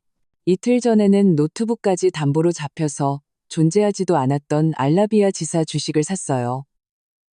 그녀는 손으로 얼굴을 가렸습니다. 어깨가 떨렸습니다. 난 내가 똑똑하다고 생각했어요. 세상을 속일 수 있다고 생각했죠. 하지만 난 그냥 필요 없어진 후에 불 속에 던져진 인형에 불과했어요. 저는 그녀의 손을 잡았습니다. 세상은 모든 걸 불태울 수 있어, 아름아. 하지만 네게 아직 마음이 남아있다면 넌 정말로 무너진 게 아니야. 그녀는 눈물로 젖은 얼굴로 돌아봤습니다. 엄마, 아직도 날 용서해 줄 수 있어요? 저는 그녀를 깊이 쳐다봤습니다. 난 항상 네가 돌아오기를 기다렸어. 네가 엄마가 일 안 하면 그냥 길바닥에서 살든가라고 말했을 때조차도. 그녀는 눈을 감고 더 크게 울었습니다. 하지만 이번에는 그냥 두었습니다. 그것은 정직한 눈물이었으니까요. 더 이상 야망으로 가려지지 않은 눈물. 그날 밤 우리는 이도윤 씨의 임시 거처, 저택이 무너진 후 그가 빌린 작은 집으로 돌아왔습니다. 그는 회색 스웨터를 입고 테라스에 앉아 밤하늘을 바라보고 있었습니다. 아름이가 천천히 그에게 다가갔습니다. 이도윤 씨, 할 말이 있어요. 그가 돌아봤습니다. 사과할 필요 없어. 하지만 하고 싶어요. 저는 엄마뿐만 아니라 당신과 당신 아버지, 그리고 모든 것을 거의 망칠 뻔했어요. 이도윤 씨는 작게 고개를 끄덕였습니다. 넌 이미 대가를 치렀어, 아름아. 그리고 믿어. 상처가 너에게 인정보다 훨씬 더 많은 것을 가르쳐 줄 거야. 그들은 나란히 앉았습니다. 한때 서로를 이용했던 두 젊은이가 이제 같은 시스템의 희생자로서 앉아 있었습니다. 그리고 저는 커튼 뒤에 조용히 서서 그들을 바라봤습니다. 처음으로 저는 아름이를 고집 센 딸이 아니라 실수의 폐허 속에서 배우고 있는 젊은 여성으로 보았습니다. 그녀는 넘어졌지만 부서지지는 않았습니다. 그리고 저는 이제 그녀를 위해 제 집의 문을 완전히 열어줄 때라는 것을 알았습니다. 그녀가 완벽해서가 아니라 마침내 잘못을 인정할 용기를 내기 시작했기 때문입니다. 그리고 그것은 단순히 이기는 것보다 더 고귀했습니다. 그날 아침 이도윤 씨의 작은 임대주택 부엌에는 토스트 냄새가 가득했습니다. 오랜만에 처음으로 저는 조용히 콧노래를 부르며 요리를 했습니다. 손은 자동으로 움직여 계란을 뒤집고 커피를 따르고 접시를 놓았습니다. 드문 평화가 있었습니다. 비록 우리 세상이 일주일 전에 막 무너졌지만요. 아름이는 식탁에 앉아 있었습니다. 제가 몰래 보관해온 돌아가신 진우 씨의 낡은 스웨터를 입고 있었죠. 화장기 없는 맨얼굴에 머리는 고등학생 때처럼 대충 묶었습니다. 엄마, 그녀가 말했습니다. 목소리가 쉬어 있었습니다. 저는 기다리며 돌아봤습니다. 만약 엄마가 오늘 날 쫓아내도 아무 말 안 할 거야. 그냥 지금까지 머물게 해줘서 고맙다고 말하고 싶었어. 저는 조용히 있다가 나지막이 말했습니다. 내가 네가 떠날 날을 세고 있다고 생각하니? 그녀가 고개를 숙였습니다. 난 더 이상 엄마 딸이 될 자격이 없어. 난 너무 더러워, 엄마. 너무 멀리 왔어. 저는 그녀 앞에 앉아 포크를 내려놓고 그녀를 쳐다봤습니다. 네가 엄마가 널 안아주는 것보다 심판하는 것을 선택할 거라고 생각한다면 넌 아직 엄마를 제대로 모르는 거야. 그녀의 눈이 촉촉해졌습니다. 하지만 내가 엄마 보고 집에서 나가라고 했어. 엄마가 값싼 여관에서 자게 내버려뒀고 아빠가 돌아가시고 우리를 빈손으로 남겨뒀다는 현실을 받아들일 수 없어서 모든 분노를 엄마한테 퍼부었어. 저는 고개를 끄덕였습니다. 그래, 넌 그랬지? 하지만 난 그게 네가 나빠서가 아니라는 걸 알아. 네가 두려웠고 상실은 증오로 맞설 수 없다는 걸 깨닫기에는 너무 어렸기 때문이야. 그녀가 울었습니다. 저는 일어나 그녀 옆에 섰습니다. 엄마가 왜 널 한 번도 진심으로 미워하지 않았는지 아니? 그녀가 저를 쳐다보며 조용히 고개를 끄덕였습니다. 저는 숨을 들이쉬었습니다. 네가 네 아버지의 일부이기 때문이야. 그의 피, 그의 영혼. 넌 나와 그가 마지막까지 싸워 지켜낸 사랑의 결실이야. 그리고 네가 잠시 길을 잃었지만 넌 돌아왔어. 저는 팔을 벌렸습니다. 그리고 그 순간 말없이 아름이는 일어나 저를 꽉 안았습니다. 울음이 다시 터져 나왔습니다. 하지만 이번에는 후회의 눈물이 아니었습니다. 용서를 구하고 변하겠다고 약속하는 눈물이었습니다. 부엌 문턱에서 이도윤 씨는 조용히 우리를 지켜보고 있었습니다. 그는 미소 지었습니다. 작지만 의미 있는 미소였습니다. 마치 우리의 상처가 마침내 아물기 시작했다는 것을 아는 듯했습니다. 몇 시간 후 우리 셋은 거실에 앉아 있었습니다. 이도윤 씨는 노트북을 열어 그가 변호사 팀과 함께 개최한 작은 기자회견 생중계를 보여주었습니다. 언론은 이제 진실을 알았습니다. 문서들은 제출되었고 이강혁 회장은 인터폴에 의해 공식적으로 수배되었습니다. 강민준 변호사는 국경을 넘나드는 부패 혐의로 조사를 받게 되었습니다. 김진우라는 이름은 이제 화면의 희생자가 아닌 어둠의 왕조에 홀로 맞선 내부 고발자로 나타났습니다. 아버지의 이름이 불릴 때 저는 아름이의 손을 잡았습니다.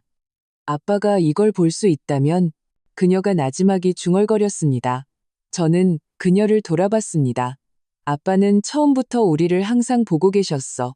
네가 엄마 보고 길바닥에서 살라고 했을 때조차도 아름이는 고개를 숙였습니다. 얼굴이 붉어졌습니다. 전 그걸 절대 잊지 못할 거예요. 엄마, 저는 작게 미소 지었습니다. 하지만 너도 영원히 그것 때문에 비난받지는 않을 거야. 사람은 변할 권리가 있어. 그녀가 저를 쳐다봤습니다. 그리고 이도윤 씨를 두 분이 용서할 수 있다면 저도 제 자신을 용서하는 법을 배울게요.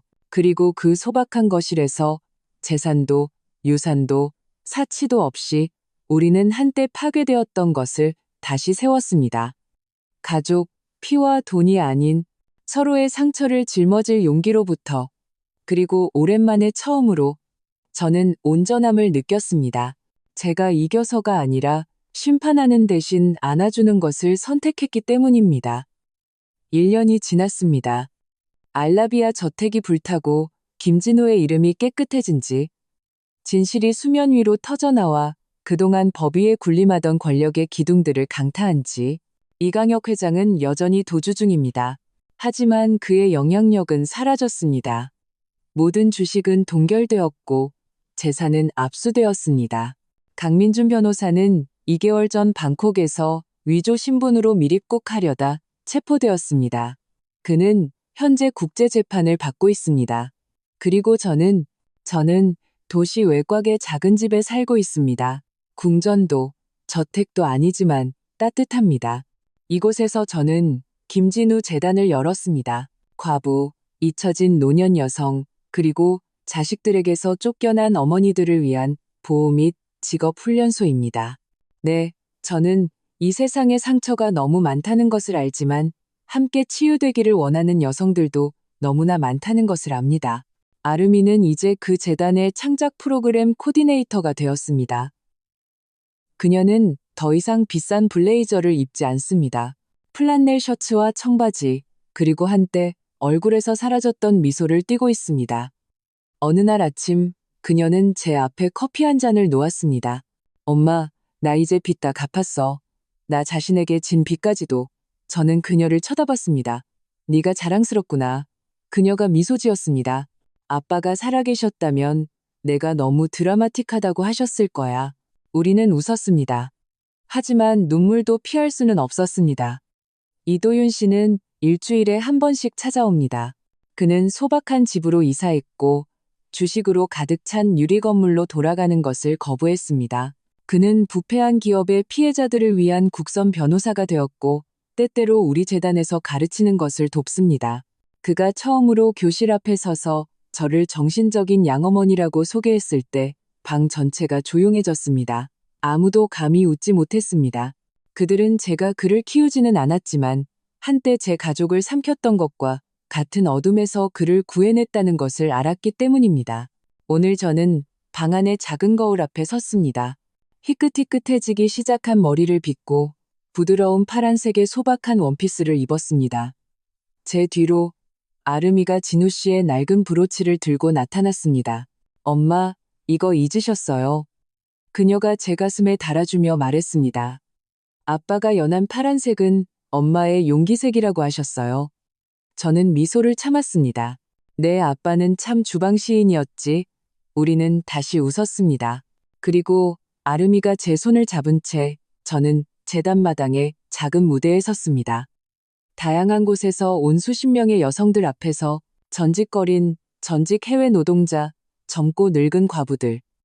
모두가 한 가지를 믿기 때문에 왔습니다.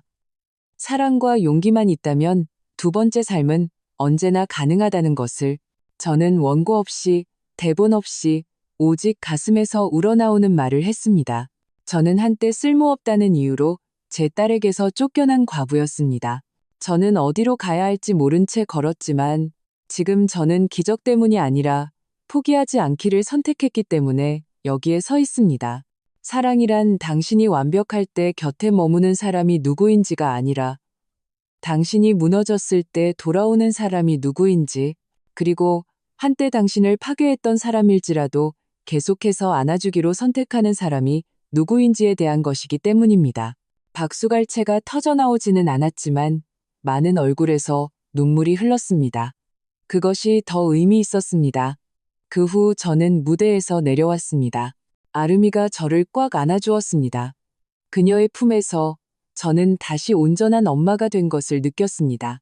간병인도 짐도 버려진 늙은 여자도 아닌 모든 사랑의 근원으로서 다시 인정받는 여자.